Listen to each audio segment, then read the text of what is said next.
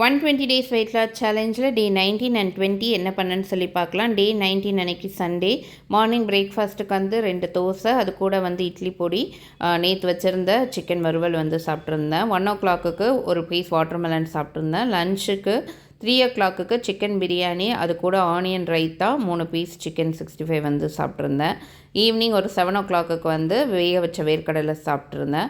8:20 அன்னைக்கு மார்னிங் பிரேக்ஃபாஸ்ட்டுக்கு வந்து அடை தான் வந்து பண்ணியிருந்தேன். கடலைப்பருப்பு, துவரம்பருப்பு, பச்சைப்பயிறு, கருப்பு கொண்டக்கடலை, குதிரைவாலி அரிசி இது எல்லாமே வந்துட்டு 2 டீஸ்பூன், கருப்பு உளுந்து வந்து ஒரு 3 டீஸ்பூன் வந்து ஆட் பண்ணி, அது கூட 3 காஞ்ச மிளகாய் ஆட் பண்ணி நைட்டே ஊற வச்சுருந்தேன். காலையில் உப்பு ஜீரகம் போட்டு மாவு அரைச்சிட்டு, அது கூட வந்து சின்ன வெங்காயம், கருவேப்பிலை, தேங்காய், கொஞ்சமாக மஞ்சத்தூளும் பெருங்காயத்தூளும் ஆட் பண்ணி அடை வந்து பண்ணியிருக்கிறேன்.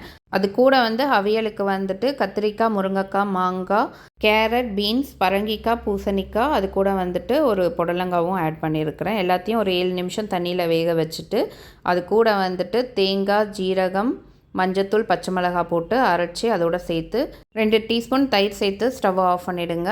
தாளிப்புக்கு வந்துட்டு தேங்காய் எண்ணெயில் சின்ன வெங்காயம், ஜீரகம், கருவேப்பிலை போட்டு தாளித்து அதோட சேர்த்துருக்குறேன்.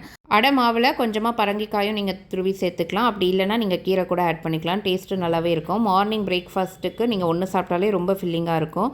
நான் வந்து இன்றைக்கி 2 அடை வந்து சாப்பிட்ருந்தேன். ஆஃப்டர்நூன் லஞ்சுக்கு வந்துட்டு 3:30 வந்து பிளெயின் பிரியாணி, காலையில் வச்சுருந்த அவியல், அது கூட வந்து 2 பாயில்ட் எக் வச்சு வந்து சாப்பிட்ருந்தேன்.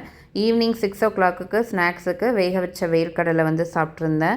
அதுவே கொஞ்சம் ஹெவியாக இருந்ததுனால 7:30 ஒரு கிருணிப்பழம் ஜூஸ் வந்துட்டு ஒரு 300 ml குடித்து அந்த டேவை ஃபினிஷ் பண்ணிவிட்டேன். உங்களுக்கு டே எப்படி போச்சுன்னு கமெண்ட் பாக்ஸில் சொல்லுங்கள். நாளைக்கு வீடியோவில் பார்க்கலாம்.